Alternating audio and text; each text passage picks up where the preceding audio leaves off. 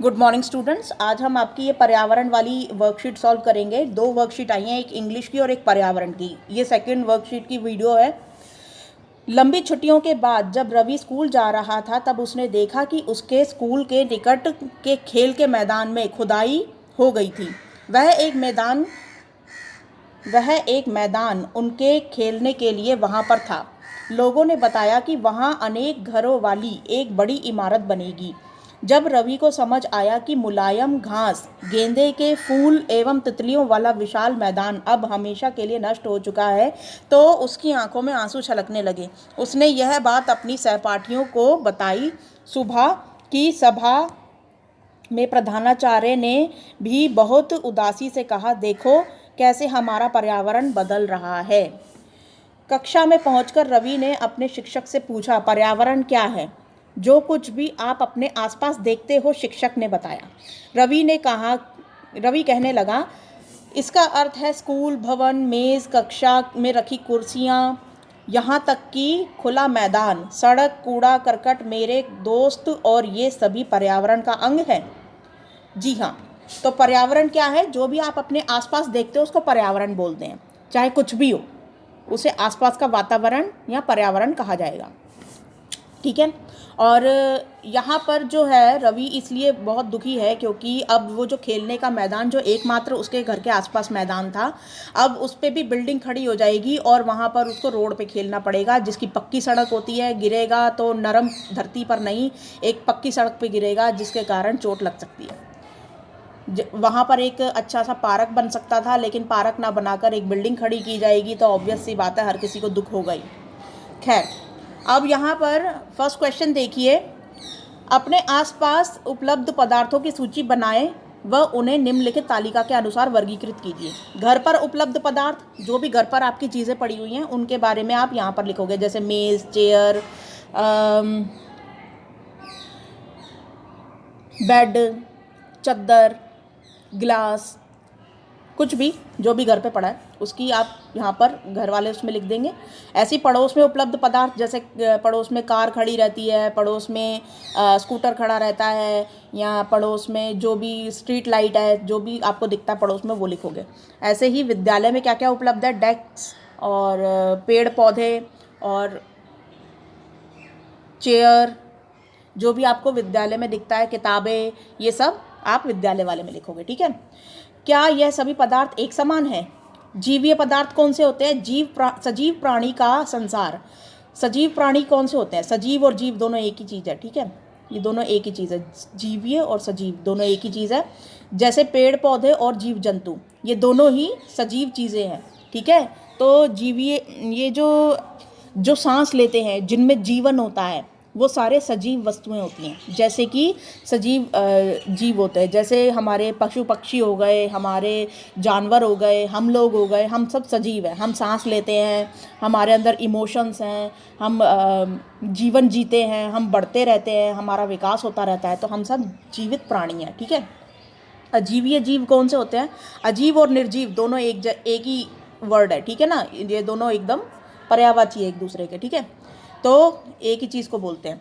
तो ये वो पदार्थ होते हैं जो सांस नहीं लेते, जिनमें कोई जीवन नहीं होता, जो निर्जीव वस्तुएं होती हैं।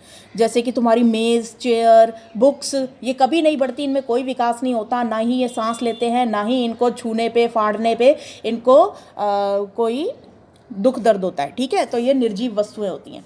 तो नीचे दी गई पहेली में कुछ पदार्थों के नाम लिखे गए हैं, उनको पहचानो और उनके दी हुई तालिका में जैव और अजैव पदार्थों में लिखो। तो यहाँ पे नीचे तालिका दी हुई है, जैव पदार्थ और अजैव पदार्थ। अभी हमने पढ़ा जैव और अजैव, और इनमें से छांटना है कि कौन सा है। तो यहाँ पर पेड़ हमारा कौन सा हो गया? सजीव, तो यहाँ पर हम जैव वाले में लिख देंगे। ठीक है। ऐसे ही हो गया कार जो है वो अजीव है, तो यहाँ पे अजैव पदार्थ में लिख देंगे। ठीक है। ऐसे ही जंगल जो होता है, ये जंगल में तो प्राणी बहुत सारे रहते हैं, तो इसको हम जीव पदार्थ में लिखेंगे। ठीक है। ऐसे ही रेगिस्तान हो गया, रेगिस्तान अजैव है, तो यहाँ पर अजैव लिखेंगे। ठीक है।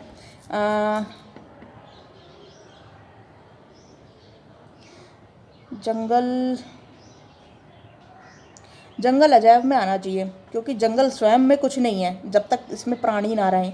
तो ये इसको भाई जंगल वाले को जो है ना अजायब में लिख देना, अजायब में मत लिखना, अजायब में लिखना। अगर किसी प्राणी का नाम लिखा होता ना तो सही रहता, इसको अजायब में लिखना भाई जंगल को, ठीक है। ऐसे ही हो गया पुल। पुल जो है ये अजायब पदार्थ में आ जाएगा। फल, फल जो है फल भी अजायब पदार्थ में आएगा, क्योंकि काटने पे उसको कोई दर्द नहीं होता, ठीक है। और लकड़ी, लकड़ी जो है ये भी अजायब पदार्थ है। और लसन, बल, बल तो खैर सजीव प्राणी लगाते हैं बल, तो ये जैव पदार्थ में आ जाएगा। तो देख लेना भाई, इसमें जो जो है ना आपको मिल रहा है वो लिख लेना, ठीक है। अब नीचे देखो, किसी भी जीवित प्राणी के चारों ओर पाए जाने वाले लोग, स्थान, वस्तुएं एवं प्रकृति को पर्यावरण कहते हैं। क्या क्या, किस किस को पर्यावरण कहते हैं? किसी भी जीवित प्राणी के चारों ओर पाए जाने वाले लोग, स्थान, वस्तुएं, प्रकृति को पर्यावरण कहते हैं। यह प्राकृतिक एवं मानव निर्मित परिघटनाओं का मिश्रण होती है। यह प्राकृतिक और मानव निर्मित परिघटनाओं का मिश्रण होती है। प्राकृतिक पर्यावरण में पृथ्वी पर पाए जाने वाली जीवीय एवं अजीवीय दोनों परिस्थितियां सम्मिलित होती हैं। अब यहाँ पे प्राकृतिक पर्यावरण के बारे में बताया हुआ है कि इसके अंदर लोग, स्थान, वस्तुएं एवं प्रकृति को पर्यावरण कहते हैं। यह प्रकृति में मानव, मतलब इसके अंदर जो मानव जो भी कार्य करता है, चाहे वो बिल्डिंग बनाना हो, चाहे वो कोई सा भी कार्य हो, चाहे कार बनाना हो, चाहे खेती बाड़ी करना हो, तो ये सारा प्राकृतिक परिघटनाओं से मिलकर हमारा पर्यावरण बनता है। प्राकृतिक पर्यावरण में पृथ्वी पर पाई जाने वाली जीवीय और अजीवीय, यानी कि ये और ये दोनों ही पदार्थ सम्मिलित होते हैं, तो इसको पर्यावरण बोलते हैं, ठीक है। तो ये पर्यावरण की पूरी परिभाषा है, इसको आप लिख लेना। ऊपर तो मैडम ने जो बताया था रवि को, वो तो छोटी सी एक लाइन है, लेकिन यहाँ पर इसमें पूरी परिभाषा दे रखी है पर्यावरण की। ये पूरी परिभाषा हमारे पर्यावरण की है। पर्यावरण में सब कुछ सम्मिलित होता है। हमारे आसपास जो भी घटनाएं घट रही हैं, जो भी चीज़ें हैं, वो सारा वातावरण, सराउंडिंग्स जितनी भी हैं, चिड़िया चहचहा रही है इस वक्त, जहाँ मैं खड़ी हूँ वहाँ पर चिड़िया चहचहा रही है, और आसपास काफ़ी लोग भी हैं जो अपना अपना काम कर रहे हैं, तो ये सारा मेरा पर्यावरण है। ऐसे ही आपके घर का पर्यावरण जो भी होगा वो आप लिखोगे कि आपके आस पड़ोस में ये है, और आप घर में रह रहे हो और आपका पढ़ाई कर रहे हो, ये सारा आपका पर्यावरण है, ठीक है। Thank you.